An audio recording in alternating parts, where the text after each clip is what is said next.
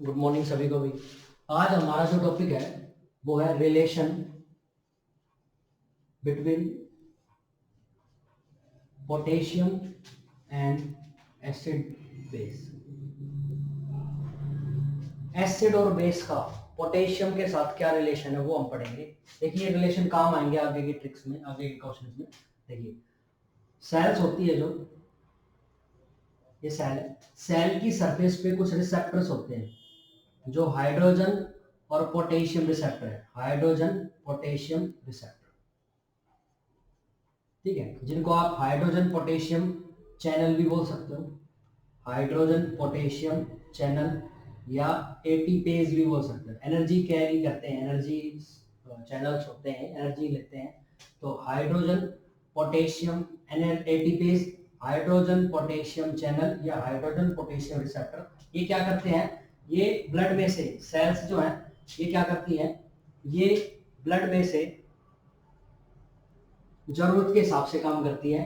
और जब जरूरत होती है तो हाइड्रोजन ले सकती है, और जरूरत नहीं होती तो जब हाइड्रोजन छोड़ सकती है। और वैसे ही पोटेशियम का भी एक्सचेंज होता है, मतलब पोटेशियम और हाइड्रोजन एक्सचेंजर होता है। जब जरूरत होती है हाइड्रोजन आ जाता है, नहीं तो नहीं। ये हाइड्रोजन जो है ये एसिड बेस की जिम्मेदारी करता है, एसिड बेस के लिए रिस्पॉन्सिबल है। तो शरीर में जब एसिडोसिस या अल्कलोसिस की कंडीशन होती है तो ये रिसेप्टर भी काम करता है। कैसे काम करता है देखो भाई, मान के चलो कि एसिडोसिस की कंडीशन है, तो एसिडोसिस की कंडीशन में आपको पता है H पॉजिटिव आयन या फिर एसिड वो तो क्या हो जाते हैं, बढ़ जाते हैं। बेस या फिर जो OH नेगेटिव आयन है या बाइकार्बोनेट्स है SCO3 नेगेटिव, ये क्या हो जाते हैं, कम हो जाते हैं। अब यहाँ पे सेल के पास क्या है, सेल के पास सिर्फ हाइड्रोजन है, या तो ये हाइड्रोजन को दे सकता है या हाइड्रोजन को ले सकता है। अब एसिडोसिस की कंडीशन में पहले ही आपके शरीर में हाइड्रोजन, आपके ब्लड में हाइड्रोजन बढ़े हुए होते हैं। तो ये क्या करेगा, ये क्या करेगी सेल्स, ये रिसेप्टर, ये हाइड्रोजन को उठा के कहाँ डाल देगी, सेल के अंदर डाल देगी, और वापस बदले में क्या दे देगी, पोटेशियम यहाँ पे रिलीज कर देगी। ब्लड में पोटेशियम का लेवल बढ़ जाएगा हाइड्रोजन कम करने के चक्कर में। तो एसिडोसिस के साथ साथ जब एसिडोसिस होता है तो ये रिसेप्टर एक्टिवेट हो जाते हैं, और ये एसिडोसिस को ट्रीट करने के चक्कर में यहाँ से हाइड्रोजन को उठा के ब्लड सेल के अंदर डाल देते हैं, और सेल में से कुछ एक्सचेंज के जितना हाइड्रोजन यहाँ आएगा उसके बदले उतने पोटेशियम ब्लड में डाल देते हैं। और फिर कंडीशन क्या क्रिएट हो जाती है, एसिडोसिस के अंदर हाइपर कैलीमिया देखने को मिलता है। क्या देखने को मिलेगा, हाइपर कैलीमिया देखने को मिलेगा। मतलब सर, मतलब पोटेशियम का लेवल ब्लड में बढ़ा हुआ देखने को मिलेगा। क्यों, क्योंकि ये रिसेप्टर क्या कर रहा है, ये जितना हाइड्रोजन अंदर लेगा सेल के उतना पोटेशियम ब्लड में रिलीज करेगा। पीएच को बैलेंस करने के चक्कर में, पीएच को मेंटेन करने के चक्कर में एसिडोसिस वाली कंडीशन में साथ में हाइपर कैलीमिया भी हो सकता है। तो ध्यान रखना, एसिडोसिस के साथ साथ हाइपर कैलीमिया देखने को मिलता है। अब दूसरा इसका अपोजिट, इसके साथ में एल्कलोसिस की भी बात कर लेते हैं। एल्कलोसिस की कंडीशन में कैसे काम करता है, एल्कलोसिस की कंडीशन में वही सेम, ये सेल है ये सेल के पास हाइड्रोजन और पोटेशियम एक्सचेंजर है, पोटेशियम और ये हो गया हाइड्रोजन।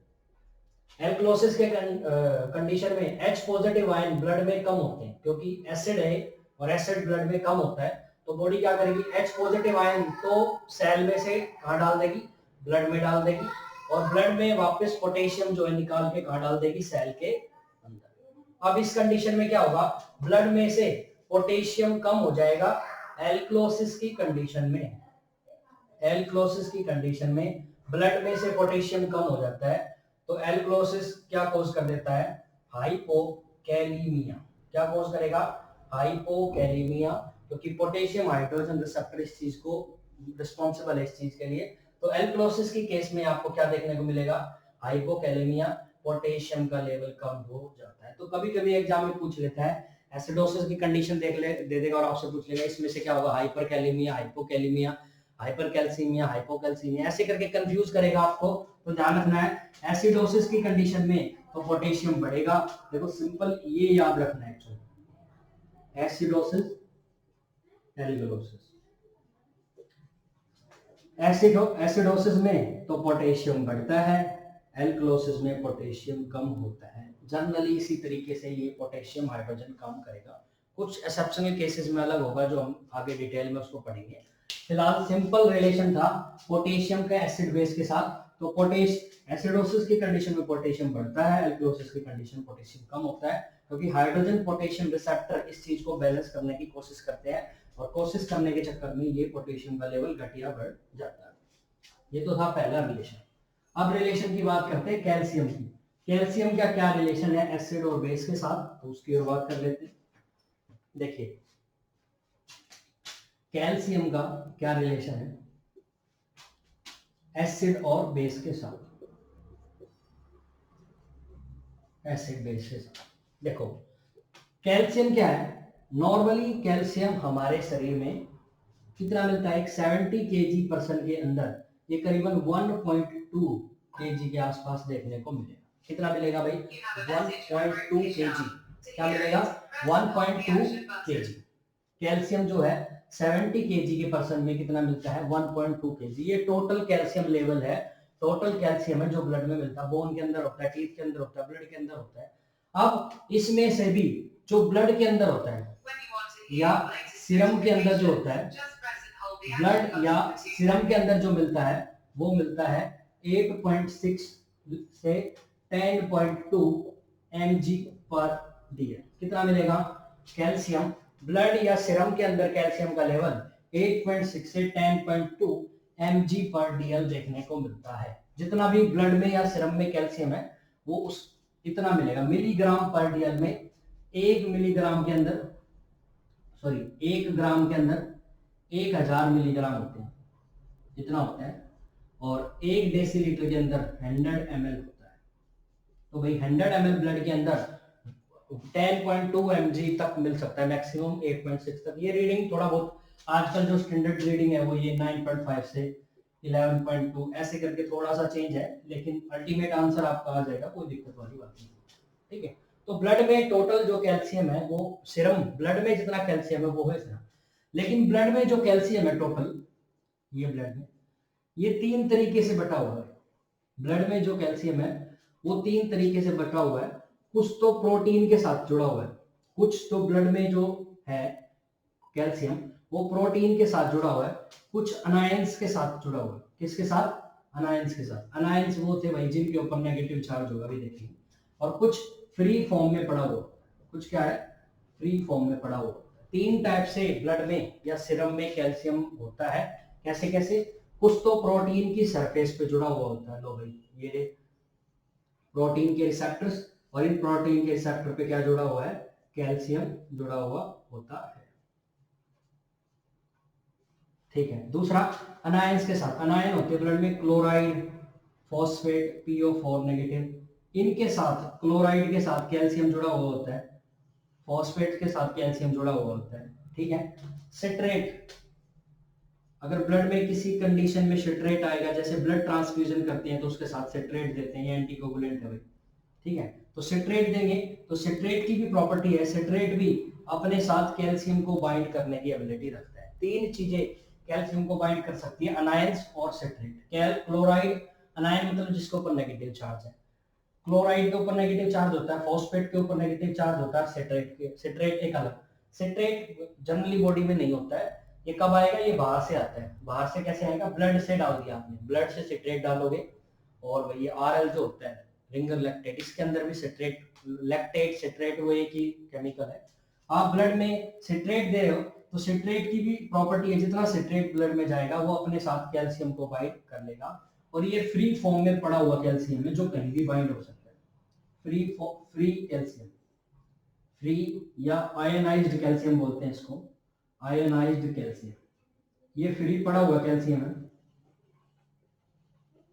लो भाई ये फ्री पड़ा हुआ है, ये सिंगल है, ये कमिटेड है और ये मैरिड है, इस तरीके से मान लो भाई। ठीक है, ये सिंगल है, ये कहीं भी जा सकता है, यहाँ भी आ सकता है, यहाँ भी आ सकता है अकॉर्डिंग टू कंडीशन। ये जैसे ही ब्लड में प्रोटीन बढ़ेगा, आपने ज्यादा प्रोटीन ब्लड में दे दिया, तो मान के चलो कि ये एक सिंपल एक पार्टिकल मान लेते हैं प्रोटीन का, तो ब्लड में जैसे ही प्रोटीन का लेवल बढ़ेगा उतना फ्री फॉर्म का पड़ा हुआ कैल्शियम इसके साथ बाइंड हो जाएगा। देखो क्या है, कहानी क्या है, ये जो कैल्शियम है इसको हम ब्लू कलर से दिखा देते हैं। ये भाई ब्लड में पड़ा हुआ कैल्शियम, यहाँ पे ब्लू कलर से बाइंड करेंगे अभी वो, पहले इसको देखो। प्रोटीन क्या करता है, जितना ब्लड में प्रोटीन होगा हर बार प्रोटीन अपने साथ किसको बाइंड करेगा, कैल्शियम को बाइंड करेगा। और ये कैल्शियम वो है जो फ्री फॉर्म में पड़ा हुआ है, जो कहीं भी बाइंड हो सकता है। तो जैसे ही ब्लड में प्रोटीन अपने आप आया या जानबूझकर आपने डाला, तो उतना ही वो अपने साथ कैल्शियम को बाइंड करने की एबिलिटी रखेगा और कैल्शियम इसके साथ बाइंड हो जाएगा। इस तरीके से ये काम करता है, प्रोटीन की सरफेस पे बाइंड हो जाएगा। एक्चुअली प्रोटीन की सरफेस पे कैल्शियम रिसेप्टर्स होते हैं जो इनको अपने साथ बाइंड कर लेंगे और ब्लड में इस तरीके से ये काम करता है। उसी तरीके से अनायंस कैसे, नेगेटिव चार्ज है। जैसे ब्लड में क्लोराइड का लेवल बढ़ेगा, आपने बाहर से क्लोराइड दे दिया, बॉडी में अपने आप भी क्लोराइड बढ़ा, तो जितना ब्लड में क्लोराइड बढ़ेगा, मान के चलो मैंने ये स्टार से दिखाया है क्लोराइड को, जितना ब्लड में क्लोराइड बढ़ा उसने अपने आप फ्री फॉर्म में पड़े हुए कैल्शियम को क्या कर लेता है, अपने साथ बाइंड कर लेता है। ठीक है। और वैसे ही फॉस्फेट है, जैसे फॉस्फेट में ट्रायंगल से बना दूं, तो फॉस्फेट जितना ब्लड में आएगा वो अपने साथ कैल्शियम को बाइंड कर लेगा जितना भी आएगा। ऐसे ही ब्लड में अगर सेट्रेट आएगा, मैं गोले से बना दूं राउंड से, ये जितना आएगा उसके साथ साथ उतना ही कैल्शियम अपने साथ बाइंड कर लेगा।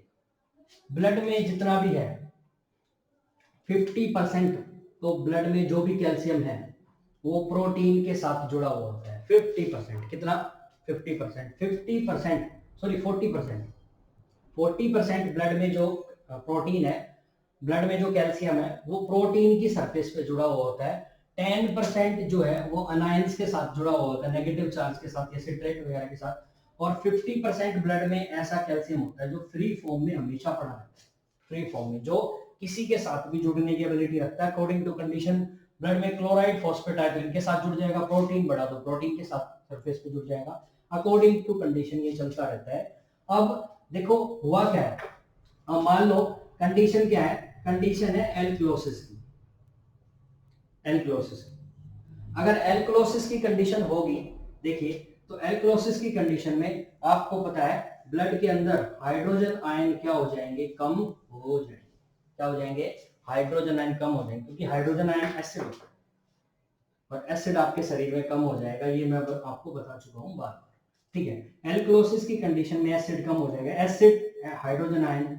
आपको याद हो तो बफर सिस्टम में मैंने सिखाया था आपको कि प्रोटीन जो अपने सरफेस पे दो चीजों को कैरी करता है, हाइड्रोजन आयन और कैल्शियम। ठीक है, जैसे ही ब्लड, और ये बफर भी है, ये बफर का भी हिस्सा है, प्रोटीन इज ए बफर, तो बफर की तरह काम करता है। जैसे ही ब्लड की पीएच डिस्टर्ब होगी, अभी हम मान लेते हैं एल्क्लोसिस की कंडीशन है, एल्क्लोसिस की कंडीशन है तो ब्लड में हाइड्रोजन की कमी होगी। ये प्रोटीन की सरफेस पे जो हाइड्रोजन जुड़े हुए हैं, ये हाइड्रोजन क्या है, उठ के ब्लड के अंदर आ जाएंगे। ये मान लो ये ब्लड था और ये हमारी प्रोटीन थी, ये ब्लड था और ये प्रोटीन थी। प्रोटीन की सरफेस पे ये जुड़े हुए हाइड्रोजन आए, ये हाइड्रोजन जुड़े हुए। अब ये जो हाइड्रोजन प्रोटीन की सरफेस पे जुड़े हुए हैं, ये कहाँ जाएंगे, ब्लड में आ जाएंगे।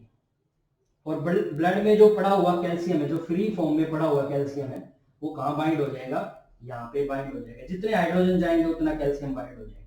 जब ज्यादा एल्क्लोसिस की कंडीशन होगी तो ज्यादा हाइड्रोजन ब्लड में रिलीज होंगे, उसके बदले उतने ही कैल्शियम जो है बाइंड हो जाएंगे, किसके साथ, इस प्रोटीन के रिसेप्टर के साथ। अब कैल्शियम जब ज्यादा बाइंड होगा प्रोटीन के साथ, तो ब्लड में अल्टीमेट कैल्शियम की कमी हो जाएगी और ब्लड की में क्या हो जाएगी, कैल्शियम की कमी। इसलिए एल्क्लोसिस की कंडीशन में हाइपोकैल्सीमिया हो जाता है। कंडीशन नंबर फर्स्ट, प्रोटीन जिम्मेदार है।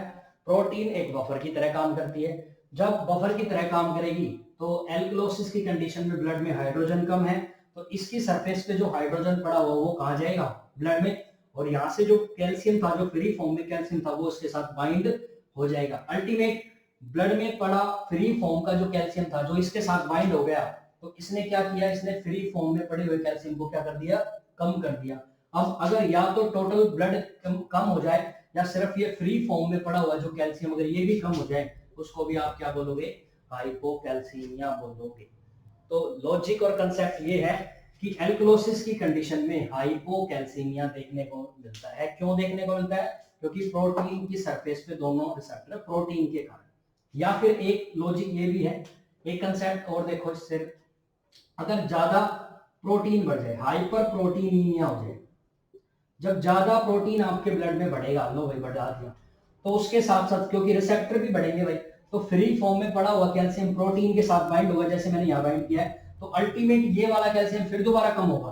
तो हाइपर प्रोटीनीमिया के केस में भी आपको हाइपोकैल्सीमिया देखने को मिलेगा। यहाँ पे भी फ्री फॉर्म में पड़ा हुआ कैल्शियम कम हो जाएगा, और अगर फ्री फॉर्म में पड़ा हुआ कैल्शियम कम हो या टोटल ब्लड कैल्शियम कम हो, सीरम कैल्शियम कम हो, उसको आप क्या बोलते हो, उसको बोलते हो आप हाइपोकैल्सीमिया। तो इस कंडीशन में भी आपको हाइपोकैल्सीमिया देखने को मिलेगा। कब? जब आपके शरीर में प्रोटीन बढ़ेगा। जितना प्रोटीन बढ़ेगा उतना ही कैल्शियम की बाइंडिंग कैपेसिटी बढ़ेगी, उतने ही रिसेप्टर खाली होंगे। रिसेप्टर खाली होंगे तो खाली रहने नहीं चाहिए, नहीं रहने चाहिए, तो यहाँ से फ्री फॉर्म में पड़ा हुआ कैल्शियम क्या होगा, इसके साथ बाइंड हो जाएगा, और इसके साथ बाइंड होगा तो free form, free ionised calcium बोलते हैं इसको, क्योंकि आयनिक फॉर्म में होता है ना, 2 पॉजिटिव लगते हैं इसके ऊपर, कैल्शियम के ऊपर, है ना, इसकी ऐसी वैलेंसी वगैरह इसकी ऐसी होती है, तो 2 पॉजिटिव है। ये जो कैल्शियम है ये बाइंड होकर इनके साथ बाइंड हो जाएगा, ब्लड में पड़ा हुआ कैल्शियम, फ्री कैल्शियम कम होगा तो क्या बोलोगे, हाइपोकैल्सीमिया हो जाएगा। इस तरीके से प्रोटीन का रिलेशन है या कैल्शियम का रिलेशन है एसिडोसिस और एल्कलोसिस के साथ। ये पहला लॉजिक और कंसेप्ट था प्रोटीन के साथ, जो ब्लड में 40% कैल्शियम को अपने साथ बाइंड करके रखता है प्रोटीन, ठीक है, जो कि बफर सिस्टम का भी हिस्सा है प्रोटीन, ठीक है, उसी की बात की हमने। तो 2 रिलेशन हमने यहां से पढ़े हैं, और आगे रिलेशन पढ़ते हैं। बात करते हैं अनायंस की। अनायन की बात करें तो ब्लड में अगर हाइपर क्लोरिडीमिया हो जाए, ब्लड में क्या हो जाए, हाइपर क्लोरिडीमिया,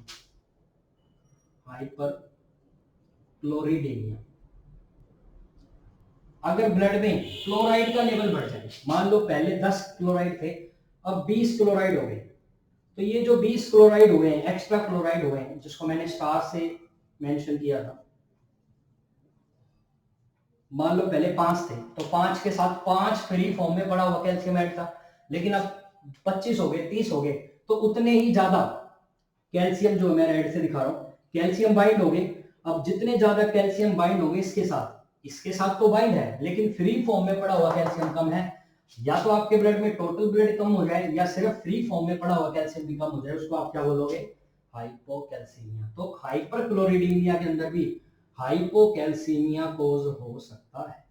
कैसे? जितना क्लोराइड बढ़ेगा, क्लोराइड की एबिलिटी है वो कैल्शियम को अपने साथ बाइंड करेगा तो ये कम होगा, और ये कम हुआ तो हाइपोकैल्सीमिया। इस तरीके से हाइपर क्लोरिडीमिया या अनायंस, जिसको हम बोल रहे हैं, अनायंस अगर बढ़ेंगे ब्लड में तो वो भी हाइपोकैल्सीमिया कोज करेगा। यहां तक क्लियर है? ठीक है, कोई डाउट हो तो भाई कमेंट लिख देना। दूसरी बात करते हैं, दूसरा है फॉस्फेट, हाइपर फॉस्फेटीमिया,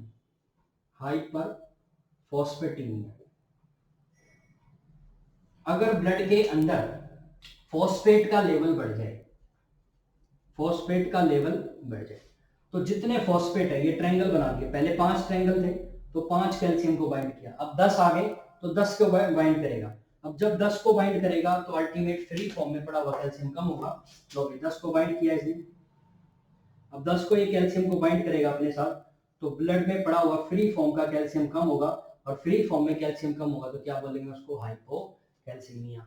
या तो हाइपरक्लोरिडीमिया होगा तो भी हाइपोकैल्सीमिया, फॉस्फेट बढ़ेगा तो भी, या आप ब्लड ट्रांसफ्यूजन कर रहे हो। तीसरा कंसेप्ट है ब्लड ट्रांसफ्यूजन, बीटी मतलब ब्लड ट्रांसफ्यूजन। अगर आप ब्लड ट्रांसफ्यूजन करते हो तो ब्लड जब ट्रांसफ्यूट करते हो तो कुछ एंटीकोगुलेंट उसमें मिक्स होते हैं ताकि ब्लड क्लॉट ना हो, जिसका एग्जांपल है सिट्रेट, ज्यादातर सिट्रेट यूज होता है। अब मतलब आपने ब्लड दिया तो सिंपल भाषा में बोलो तो सिट्रेट दिया, क्या डाला आपने ब्लड के अंदर, सिट्रेट डाल दिया। ये जो सिट्रेट है, समझो भाई, ये इसको इरेज कर देते हैं, यहां तक समझो। सिट्रेट जो है जैसे ही ब्लड में जाता है, ये सिट्रेट अपने आप को मेटाबोलाइज कर लेता है, तोड़ लेता है, और ये कन्वर्ट हो जाता है बाइकार्बोनेट में, H2CO3 नेगेटिव। और आपको पता है बाइकार्बोनेट क्या है, बाइकार्बोनेट क्या है, बेस। मतलब जितना आप ब्लड ट्रांसफ्यूज करोगे उतना सिट्रेट जाएगा, और जितना सिट्रेट जाएगा उतना बेस का लेवल बढ़ेगा, और बेस का लेवल बढ़ेगा तो क्या हो जाएगा, एल्क्लोसिस। तो क्या कोज कर देगा ये, एल्क्लोसिस कोज कर देगा, क्या, ब्लड ट्रांसफ्यूजन। ये एक्सेसिव ब्लड ट्रांसफ्यूजन में आपको देखने को मिलता है। अगर ज्यादा ब्लड ट्रांसफ्यूजन होगा तो ज्यादा सिट्रेट आपके ब्लड में जाएगा, ज्यादा सिट्रेट जाएगा तो सिट्रेट मेटाबोलाइज्ड होकर क्या बनता है, बाइकार्बोनेट, क्या बनता है, बाइकार्बोनेट H2HCO3 नेगेटिव। और ये जो बाइकार्बोनेट है ये क्या है, ये है बेसिक एल्कलाइन नेचर का। इसका मतलब जितना आप सिट्रेट दे रहे हो उतना ही आप एक्चुअली क्या दे रहे हो, बाइकार्बोनेट दे रहे हो। और बाइकार्बोनेट ब्लड में बढ़ता है, बेस ब्लड में बढ़ेगा, एल्कलाइन ब्लड में बढ़ेगा, उसको आप क्या बोलते हो, एल्कलोसिस। तो ब्लड ट्रांसफ्यूजन करते हैं तो क्या हो सकता है, एल्कलोसिस की कंडीशन क्रिएट हो सकती है। अब दूसरी बात, ये जो सिट्रेट है एक तो ये अपने आप को कन्वर्ट करके एल्कलोसिस कोज करेगा, दूसरा सिट्रेट की खुद की एबिलिटी है, सिट्रेट की खुद की एबिलिटी है ये कैल्शियम को अपने साथ बाइंड कर सकता है। ये क्या कर सकता है, ये कैल्शियम को अपने साथ बाइंड कर सकता है। जब सिट्रेट कैल्शियम को अपने साथ बाइंड करेगा तो फ्री फॉर्म में पड़ा हुआ कैल्शियम कम करेगा और ये कोज कर देगा हाइपोकैल्सीमिया। दो कंसेप्ट सिखाए हुए मैंने यहाँ से ब्लड ट्रांसफ्यूजन के, वो भी एक्सेसिव ब्लड ट्रांसफ्यूजन के। जब आप एक्सेसिव ब्लड ट्रांसफ्यूज करते हो तो ब्लड ट्रांसफ्यूजन में आप क्या देते हो, सिट्रेट देते हो। सिट्रेट इज ए एंटीकोगुलेंट, ठीक है भाई। एंटीकोगुलेंट की दो प्रॉपर्टी है, ये सीधा अपने साथ कैल्शियम को बाइंड करेगा और हाइपोकैल्सीमिया कोज कर देगा, फ्री फॉर्म में पड़ा हुआ कैल्शियम कम करेगा। दूसरा, ये अपने आप को मेटाबोलाइज करके क्या बना लेता है, ये बना लेता है बाइकार्बोनेट, और बाइकार्बोनेट ब्लड में बढ़ेगा तो क्या हो जाएगा भाई, एल्कलोसिस हो जाएगा। और आपको पता है जब दोबारा एल्कलोसिस होगा तो प्रोटीन के जो रिसेप्टर्स हैं, जो प्रोटीन के रिसेप्टर है जिन पे हाइड्रोजन और कैल्शियम जुड़ा हुआ है, जो पुराना कंसेप्ट मैंने बताया था, जब एल्कलोसिस होता है, अब आ जाओ दोबारा यहाँ पे, एल्कलोसिस होता है तो एल्कलोसिस प्रोटीन रिसेप्टर के कारण दोबारा इस हाइड्रोजन को चेंज करेगा और दोबारा क्या कोज कर देगा, हाइपोकैल्सीमिया, और ज्यादा हाइपोकैल्सीमिया कोज हो जाएगा। ठीक है, अगर आप एक्सेसिव ब्लड ट्रांसफ्यूजन करते हो तो बहुत ज्यादा हाइपोकैल्सीमिया हो, इसलिए कैल्शियम भी साथ में दिया जाता है ब्लड ट्रांसफ्यूजन में। क्यों, क्योंकि उन कंडीशन में हाइपोकैल्सीमिया कोज होता है। सर कैसे होता है, तो पहले तो सिट्रेट जो है मेटाबोलाइज हो गया बाइकार्बोनेट, बाइकार्बोनेट एल्कलोसिस, और आपको पता है एल्कलोसिस क्या है, प्रोटीन के कारण हाइपोकैल्सीमिया कोज कर देगा, मैंने बताया हुआ है, नहीं तो पीछे वीडियो करके देख लो, समझ में आ जाएगा। दूसरा है सिट्रेट अपने साथ खुद कैल्शियम को बाइंड करने की एबिलिटी रखेगा और फ्री फॉर्म में पड़ा हुआ कैल्शियम बाइंड होगा तो क्या कोज कर देगा, हाइपोकैल्सीमिया। इस तरीके से ये पूरा कैल्शियम का कंसेप्ट था, कैल्शियम का रिलेशन था। देखिए नॉर्मल जो ब्लड में सीरम कैल्शियम की लेवल 8.6 से 10.2 है, लेकिन सिर्फ आप फ्री आयनाइज्ड फॉर्म की बात करो तो ये फ्री आयनाइज्ड फॉर्म जो कैल्शियम है इसकी जो वैल्यू है वो है 5.5 से 6.5 मिली इक्विवेलेंट पर लीटर। 5.5 से 6.5 मिली इक्विवेलेंट पर लीटर, ये किसकी वैल्यू है, ये वैल्यू है सीरम कैल्शियम की। देखो ये भी कैल्शियम की वैल्यू, ये भी कैल्शियम की वैल्यू है, ये mg पर dl में है, ये मिली इक्विवेलेंट पर लीटर, ये किसमें है, मिली इक्विवेलेंट पर लीटर। ये टोटल ब्लड में कैल्शियम है, ये वाला भी, ये वाला भी, ये वाला भी, तीनों मिला के ये वाला 8 से 10 तक है। और मैंने बताया था ये 40% है, ये 10% है, कितना परसेंट है, ये 50% बचा। ये जो 50% कैल्शियम मतलब टोटल कैल्शियम का आधा आपके पास ऐसा पड़ा हुआ ब्लड में जो फ्री फॉर्म में, तो ये फ्री फॉर्म में पड़ा। मिली इक्विवेलेंट अगर किसी के पीछे यूनिट लगी है तो वो फ्री फॉर्म में पड़ा हुआ, मतलब ऐसा केमिकल, ऐसा कैल्शियम है जो दूसरों के साथ बाइंड हो सकता है। ये वाला बाइंड नहीं होगा, ये वाला 8.6, ये वाली जो वैल्यू है ये टोटल इन तीनों को मिला के, लेकिन ये जो सीरम कैल्शियम या आयनाइज्ड कैल्शियम जो ब्लड में 5.5 से 6.5 मिली इक्विवेलेंट पर लीटर है, अगर मिली इक्विवेलेंट किसी की यूनिट लगी हुई है तो इसका मतलब ये ऐसा कैल्शियम है, ये इतनी वैल्यू ऐसी है जो दूसरों के साथ बाइंड होने की एबिलिटी अपने साथ रखता है। तो अल्टीमेट ये 40% है, 10%, 50%, तो मतलब जितना टोटल कैल्शियम है उसमें से 50% मतलब आधा क्या है, फ्री पड़ा हुआ है। तो देखो अगर ये वैल्यू 10 मान के चलूं तो 10 का आधा करीबन करीबन 5, मतलब 50% ब्लड में ऐसा कैल्शियम है जो फ्री फॉर्म में पड़ा हुआ है। तो ये कैल्शियम की वैल्यू है। कैल्शियम की एक वैल्यू और होती है 1.10 से 1.35 मिली ओस्मोल पर लीटर, मिली ओस्मोल पर लीटर। कैल्शियम की और ज्यादा मिली ओस्मोल कितने मोल्स पर के हिसाब से, कितने मोल्स पर केजी पर लीटर के हिसाब से है, तो जो पर लीटर के हिसाब से आती है वैल्यू। तो कैल्शियम ये वैल्यू भी आपसे पूछे तो भी आपको पता होना चाहिए, कैल्शियम की वैल्यू 1.10 से 1.35 है ना, मिली ओस्मोल पर लीटर। सिंपल। अब आपको कैल्शियम की कई सारी वैल्यू पता चल गई, रिलेशन तो आपको समझ में आ गया, लेकिन कैल्शियम की जो जनरल वैल्यू है वो ध्यान रखो। सिंपल, टोटल बॉडी के अंदर 70 केजी के पर्सन के अंदर 1.2 केजी टोटल कैल्शियम होता है, उसमें से सिर्फ ब्लड के अंदर जो मिलता है, टोटल ब्लड के अंदर मिलता है 8.6 से 10.2 mg पर डीएल, मिलीग्राम पर डीएल, ठीक है, डेसीलीटर। उसके बाद इसमें से भी जो बिल्कुल फ्री पड़ा हुआ कैल्शियम वो कितना है, इतना या इतना। इन दोनों वैल्यू में से कोई भी पूछ सकता है। ये जो पहली वैल्यू है ये है 5.5 से 6.5 मिली इक्विवेलेंट पर लीटर, और ये है 1.10 से 1.35 मिली ओस्मोल पर लीटर, मिली ओस्मोल पर लीटर। दोनों ही कैल्शियम की ये वैल्यू है जो फ्री फॉर्म में पड़ी हुई है, जो दूसरों के साथ एबिलिटी रखती है जुड़ने के साथ। तो मान लो ये 10 है, तो 10 का आधा 5, करीबन करीबन आधा 50%, जो एक कैलकुलेशन ही थी कि 50% ब्लड में फ्री फॉर्म में पड़ा, ये भी एवरेज फ्री फॉर्म में पड़ा हुआ कैल्शियम है जो 50% के आसपास ही है। ये था कैल्शियम का कुछ कंसेप्ट जो मैंने आपको सिखाया, ठीक है। तो अब कैल्शियम के आपने कई सारे कंसेप्ट सीखे हैं, देखो एक बार मैं सारे रिवाइज करवा देता हूँ आपको।